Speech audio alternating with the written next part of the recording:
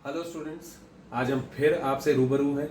ठीक है, इलेक्ट्रोकेमिस्ट्री के जो प्रिंसिपल्स आई होप आपने रिवाइज कर लिए होंगे।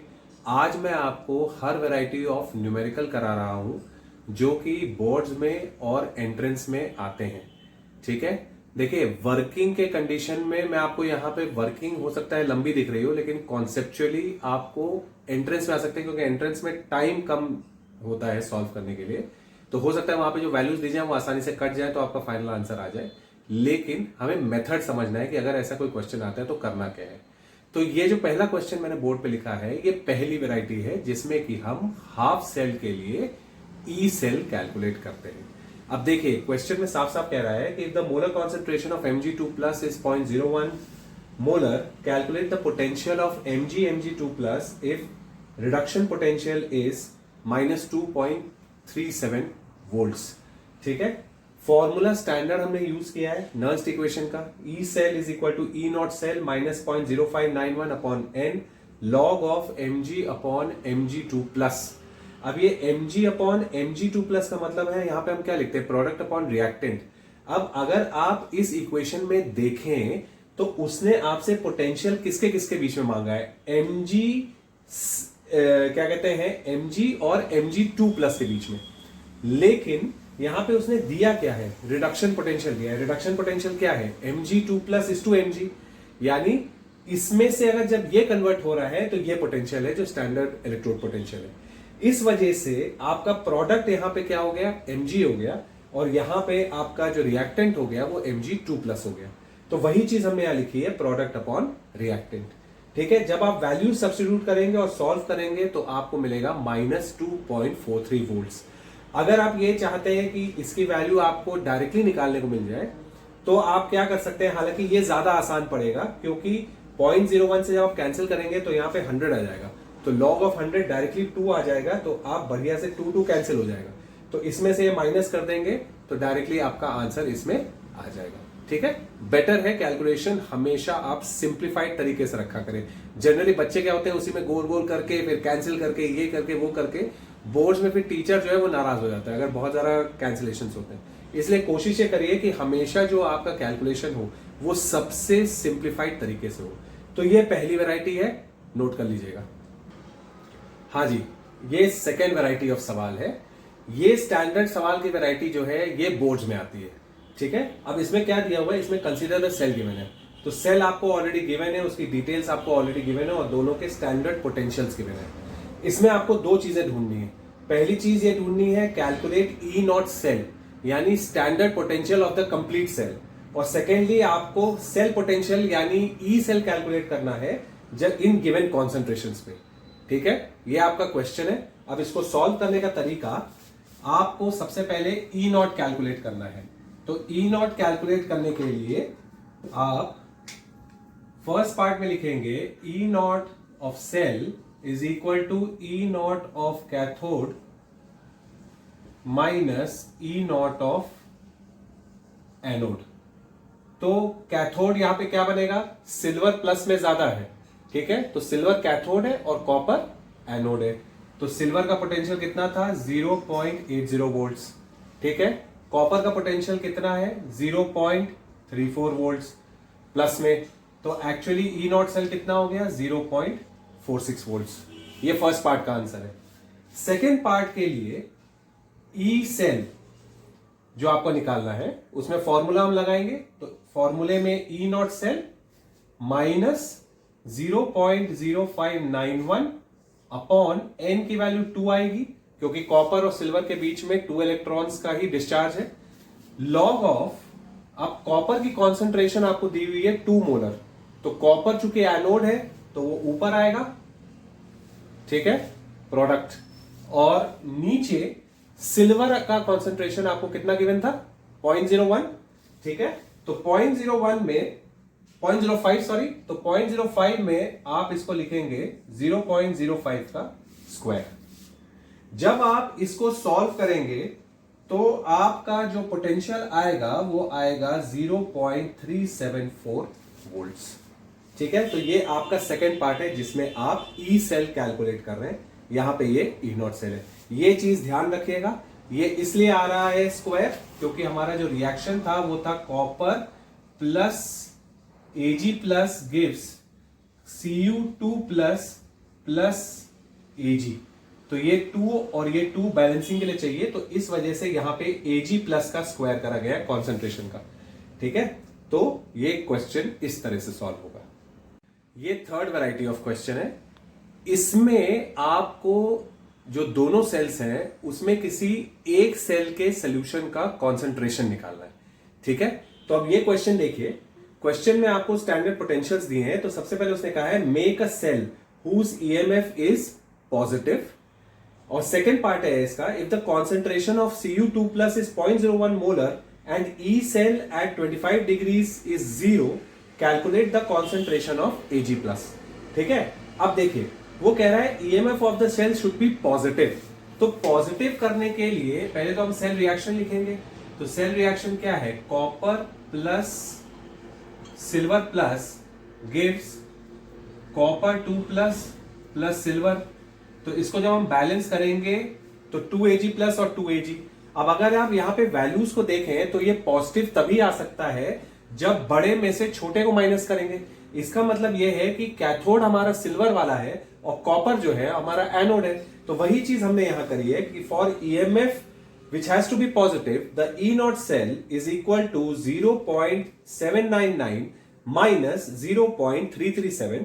तो एक्चुअली E naught आ रहा है प्लस 0.462 वोल्ट्स।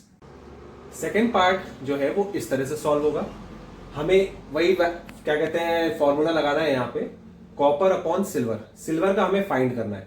सिल्वर का ये स्क्वायर में जाएगा क्योंकि वहां पे हमने 2 इलेक्ट्रॉन से बैलेंस किया है। अब जब हम वैल्यू सब्स्टिट्यूट कर रहे हैं तो देखिए सबसे पहले उसने क्या कहा है, 25 डिग्री पे ई सेल 0 है, तो यहां पे हमने 0 कर दिया। ई नॉट सेल हमने यहां पे लिख दिया है, बाकी वैल्यूज यहां पे हमने इस तरह से सब्स्टिट्यूट कर दी। ठीक है, अब देखिए वर्किंग आगे मैथमेटिक्स है। अब यहां पे करना क्या है, जब आप इसको इधर ले जाएंगे तो ये भी माइनस में हो जाएगा, ये ऑलरेडी माइनस में है, ये दोनों माइनस जो है ये कैंसिल ऑफ हो जाएंगे। ठीक है, अब आपको ये वाला पार्ट सॉल्व करने से पहले करना क्या है, जितना न्यूमेरिक पार्ट है उसको इस तरफ ले आइए। तो जब आप इसको इस तरफ लाएंगे तो क्रॉस मल्टीप्लाई होगा, तो ये 2 ऊपर चला गया है और ये 0.0591 जो है ये नीचे चला गया है क्योंकि ये नीचे डिनोमिनेटर में आएगा। ठीक है, अब इसको पहले सॉल्व करिए मैथमेटिकली। इसको जब आप सॉल्व कर लेंगे फिर इसका एंटी लॉग निकालेंगे, फिर जो न्यूमेरिक वैल्यू आएगी उसको इक्वेट करेंगे 0.01 अपॉन सिल्वर प्लस का स्क्वायर। अब सिल्वर प्लस कैसे निकालेंगे, ये जो पूरी न्यूमेरिक वैल्यू आएगी ये पूरी न्यूमेरिक वैल्यू यहां डिनोमिनेटर में चली जाएगी और ये Ag प्लस का स्क्वायर यहां आ जाएगा। उसके बाद जो न्यूमेरिक वैल्यू आएगी उसका आपको अंडर रूट निकालना पड़ेगा क्योंकि यहां पे स्क्वायर दिया हुआ है। जब आप सब सॉल्व कर लेंगे तो फाइनल आंसर आपका आएगा 1.47 इंटू 10⁻⁹। किसी को मैथमेटिकली कोई चीज नहीं समझ में आई है तो प्लीज मुझे सेपरेटली रिवर्ट कर दीजिएगा, मैं आपको समझा दूंगा फिर से कैसे क्या करना है। पर ये थर्ड वैरायटी ऑफ सवाल है, ये भी बोर्ड्स में आने की काफी संभावनाएं होती है। अब ये फोर्थ वैरायटी ऑफ क्वेश्चन है। इसमें क्या खास बात है, इसमें अगर आप नोटिस करें तो यहां पे गैसियस कंपोनेंट भी गिवन है और उसका प्रेशर भी गिवन है। अभी तक तो हम लोग खाली लिक्विड कंपोनेंट्स मतलब ले रहे थे, सोल्यूशन के कंपोनेंट्स ले रहे थे, तो सोल्यूशन कंपोनेंट्स में हम लोग सीधे सीधे कॉन्सेंट्रेशंस ले रहे थे। लेकिन अगर हमें गैस भी दिया हुआ है तो गैस के केस में हमें इस वैल्यू को कैसे यूटिलाइज करना है। तो इस क्वेश्चन को देख लीजिए, calculate the potential at 298 kelvin, cadmium 2+ और हाइड्रोजन यहां पे है। ठीक है, ई नॉट गिवन है, यहां पे वैल्यू गिवन है, आर गिवन है और एफ गिवन है। तो इसका मतलब हम लोग यहां पे डायरेक्ट वाला फॉर्मूला नहीं लगा सकते जहां पे हम लिखते हैं 0.0591 अपॉन एन। तो यहां पे जो फॉर्मूला लगेगा वो हम अब देखते हैं। अब इस क्वेश्चन में जब हम सॉल्व करेंगे तो फॉर्मूले में यहां पे हम 2.303 RT अपॉन NF लेंगे क्योंकि हमें यहां पे R, T और F की वैल्यूज गिवन है। तो इसको जब हम सब्स्टिट्यूट करेंगे तो ये सेल देके आपको कुछ याद आ रहा है, मैंने आपको स्टैंडर्ड हाइड्रोजन इलेक्ट्रोड में एक चीज बताई थी, तो वही चीज यहां पे हो रही है। तो ये बेसिकली हाफ सेल का ही कैलकुलेशन कर रहे हैं हाइड्रोजन इलेक्ट्रोड के साथ। तो यहां पे हाइड्रोजन इलेक्ट्रोड जो है वो कैथोड है और कैडमियम इलेक्ट्रोड जो है वो एनोड है। तो जब आप लिखेंगे ई नॉट सेल के लिए तो कैथोड माइनस एनोड लिखेंगे। हाइड्रोजन का जो एसआरपी होता है वो 0 होता है और कैडमियम का आपको माइनस में गिवन है, तो ऑब्वियस सी बात है 0 माइनस ये वैल्यू लिखेंगे तो ये प्लस हो जाएगा। अब यहां पे वैल्यूज लिखिए 2.303 इंटू 8.314 इंटू 298 अपॉन 2 इंटू 96,500। 2 कैसे आया? 2 ऐसे आया कि कैडमियम प्लस सोल्यूशन में 2H प्लस, ये हमें दे रहा है cadmium 2 plus plus hydrogen gas. अब यहां पे कैडमियम 2 प्लस और हाइड्रोजन गैस जो है आपका प्रोडक्ट है, तो हमने कैडमियम का कॉन्सेंट्रेशन ले लिया 2 प्लस का, और हाइड्रोजन गैस का जो प्रेशर था वो हमने डायरेक्टली यहां पे मल्टीप्लाई कर दिया। 0.5 गिवन था, वो हमने डायरेक्टली मल्टीप्लाई कर दिया। और हाइड्रोजन का जो सोल्यूशन था यानी एसिड सोल्यूशन, उस एसिड सोल्यूशन का कॉन्सेंट्रेशन था 0.2, लेकिन क्योंकि यहां पे 2 मोल्स है इसलिए यहां पे पावर जो है वो 2 की हो गई, as per law of mass action chemical equilibrium. याद करिएगा, जब आप ये पूरी चीज को सॉल्व करेंगे तो यहां पे ये वैल्यू 0.003 आएगी। डायरेक्टली सॉल्व करेंगे तो आंसर 0.40 वोल्ट्स आएगा। ठीक है, तो ये भी एक वैरायटी है जिसमें ये फॉर्मूला यूज होता है। सीबीएसई खासकर इस टाइप के क्वेश्चंस दे सकता है, तो इस चीज को याद रखिएगा। गैस वाली चीज का भी ध्यान रखिएगा। ये 5th वैरायटी ऑफ क्वेश्चन है। ये वाले टाइप का क्वेश्चन जो है ये अब बोर्ड्स में नहीं आता है, क्योंकि आयनिक इक्विलिब्रियम का जो चैप्टर है वो अब क्लास 12 में नहीं रह गया है, लेकिन आपके एंट्रेंस एग्जाम में ये वैरायटी ऑफ क्वेश्चन आ सकता है। तो अब इसमें देखिए, the potential of hydrogen electrode at 1 atm pressure and 25 degree Celsius is -0.118 volt, calculate the pH. ठीक है, तो चूंकि पीएच है तो पीएच क्लास 12 में आप कोई चैप्टर में नहीं पढ़ रहे हैं, आयनिक में आपने क्लास 11th में पढ़ा था, इस वजह से ये अब एंट्रेंस में आएगा। अब देखिए फॉर्मूला वही लग रहा है, मेन चीज आपको जो नोटिस करनी है वो यहां पे नोटिस करनी है। ये वाली चीज आई कैसे? ये वाली चीज आई ऐसे कि जो एसिड का सोल्यूशन था उसने 2 इलेक्ट्रॉन्स लिए और 2 इलेक्ट्रॉन्स लेके इसने हाइड्रोजन गैस बना दिया। इस हाइड्रोजन गैस का जो प्रेशर है वो है 1 atm। ठीक है, और सोल्यूशन जो है यहां पे आपका, इसका कॉन्सेंट्रेशन आपको निकालना पड़ेगा, क्योंकि पीएच क्या होता है? PH is negative log of H+ ion concentration, वो आपको निकालना है। तो ये चीज हमने यहां लिख दी। अब आप वैल्यू सब्स्टिट्यूट करिए, तो देखिए वैल्यू आपको पोटेंशियल क्या गिवन है, -0.118। एसआरपी हाइड्रोजन इलेक्ट्रोड का 0 होता है, वो हमने यहां लिख दिया है, माइनस वैल्यू यहां 2 इलेक्ट्रॉन्स की है, क्योंकि देखिए इक्वेशन 2 इलेक्ट्रॉन से बैलेंस हो रहा है, लॉग ऑफ 1 अपॉन H+ का स्क्वायर। सिंपल मैथमेटिक्स से जब आप सॉल्व करेंगे तो ये वाले पार्ट में आ जाएगा -0.118 is equal to -0.0591 into pH. Into pH का मतलब है यहां पे आएगा negative log of H+ ion concentration. जब हम इसको सॉल्व करेंगे तो पीएच की वैल्यू यहां पे आ जाएगी 2।